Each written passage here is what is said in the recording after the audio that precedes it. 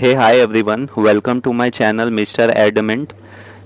आज मैं डिस्कस करने वाला हूँ कि बैंकिंग इंटरव्यू के लिए क्या क्या चीज़ें नेसेसरी है and what steps we need to do before and after the interview. Okay, सबसे पहला स्टेप आता है इंटरव्यू के लिए जो है कि ड्रेस कोड। जैसा कि आप फ़ोटो में देख सकते हो, हमको पर्टिकुलरली मैं मेल कैंडिडेट के बारे में बात करने वाला हूँ। मेल और जनरल कैंडिडेट के बारे में। सबसे पहला था ड्रेस कोड। पर्टिकुलरली दो ड्रेस कोड मतलब हम लोग फॉलो कर सकते हैं। अगर आपके पास ब्लेज़र है तो ब्लेज़र पहन सकते हो और उसके अंदर का जो शर्ट होगा वो लाइट कलर का होगा। एक आप फॉर्मल टाई ले सकते हो।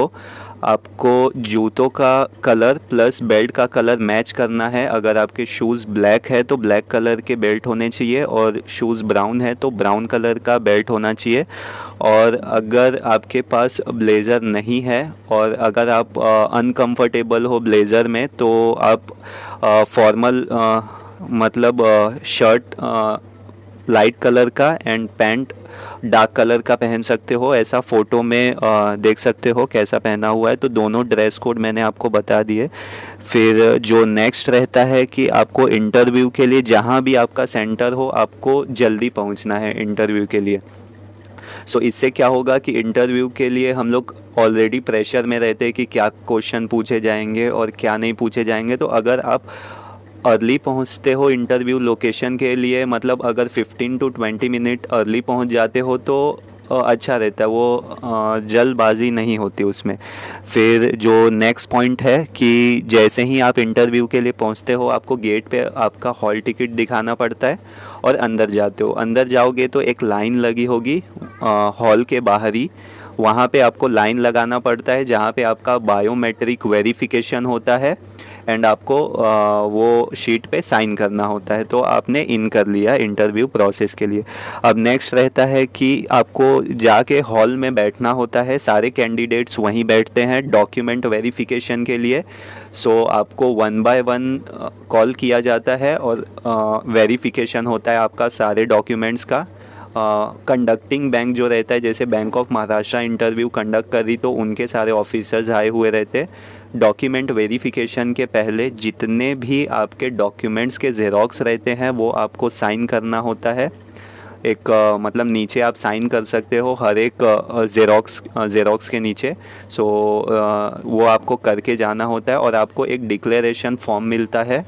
उसमें आपका नाम, जो बैंक इंटरव्यू कंडक्ट कर रही है वो बैंक का नाम, देन डेट, कहाँ पे इंटरव्यू है, ये सारी चीज़ें लिख के साइन करनी होती है और डॉक्यूमेंट वेरिफिकेशन के लिए जाना होता है। और वो आपका डॉक्यूमेंट वेरीफाई करके एक उनके बाजू में कोई सब स्टाफ रहता है, उनको वो फॉर्म दे देते हैं।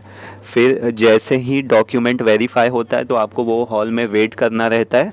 फिर जो बैंक इंटरव्यू कंडक्ट कर रही है उनकी तरफ से कोई एक सब स्टाफ का बंदा आएगा।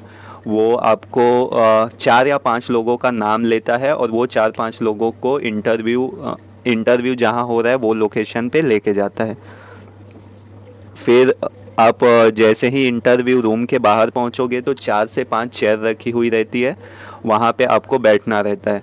वन बाय वन इंटरव्यू के लिए जाना रहता है सबको। यहाँ पे एक बात का ध्यान ज़रूर दीजिएगा, जो डोर रहता है उनका, वो डोर जल्दी से बंद नहीं होता है। मतलब आपने डोर ओपन किया फिर आप अंदर जाओगे और चेयर के सामने आप चल जाओगे, वो डोर धीरे धीरे बंद होता है तो वहाँ पे आपके मार्क्स कट सकते हैं। जैसे ही अंदर जाने से पहले परमिशन पूछना है। जैसे ही उन्होंने हाँ बोला तो आपको डोर पुल करके बंद करना है, फिर आपको चेयर की तरफ जाना है जहाँ पे आपका इंटरव्यू होगा।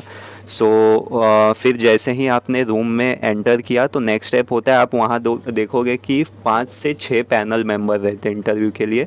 वो आपको बैठने के लिए बोलेंगे, आप बैठ जाओगे। जो मिडल वाला पर्सन रहता है वो हायर लेवल पे रहता है, मतलब वो चीफ मैनेजर या उससे ऊपर के लेवल का होगा। वो मैक्सिमम क्वेश्चन पूछता है आपसे, मतलब वही 6 से 7 क्वेश्चन पूछ लेगा आपसे। और फिर उसके बाद आप जो कॉर्नर के 2 पर्सन देखोगे वो कुछ कुछ लिखते रहते हैं, उनको जो शीट प्रोवाइडेड की रहती है उसमें कुछ कुछ लिखते रहते हैं। तो वो आपके लगभग, मुझे ऐसा लग रहा था कि वो बिहेवियरल पैटर्न को लिख रहे कि क्वेश्चन अगर नहीं आ रहा है तो कैसा बिहेव कर रहा है, सो वो सारी चीज़ें लिखते। फिर जैसे ही वो मिडल वाला पर्सन का 6-7 क्वेश्चन पूछ के होगा, सारे मेंबर्स एक एक क्वेश्चन पूछते हैं।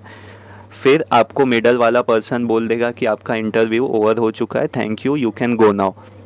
फिर जैसे ही आप इंटरव्यू से बाहर निकलोगे तो एक और प्रोसेस रह जाती है, जो हम लोग मिसअंडरस्टूड करते हैं कि शायद सारा चीज़ ख़त्म हो गया। नहीं, एक और प्रोसेस रहती है जो आपका है एग्ज़िट वेरिफिकेशन। सो आपको सेम जहाँ पे हॉल में डॉक्यूमेंट वेरीफाई हुआ था वहाँ पे फिर से जाना रहता है, और जाने के बाद वहाँ पे एक सेपरेट लाइन लगती है जहाँ पे आपको लाइन लगा के एग्ज़िट बायोमेट्रिक होता है और एग्ज़िट वेरिफिकेशन की एक शीट रहती है, वो शीट पे साइन कर दोगे तो आपका एग्ज़िट वेरिफिकेशन हो गया।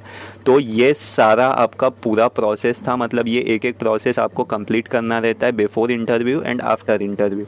और रही डॉक्यूमेंट की बात कि क्या क्या सारे डॉक्यूमेंट लगते हैं, उसके लिए मैं एक सेपरेट वीडियो बनाऊंगा।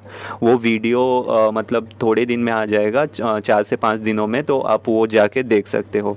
सो कैसा लगा वीडियो, इसको शेयर कीजिएगा जिससे और लोगों की हेल्प हो जाए।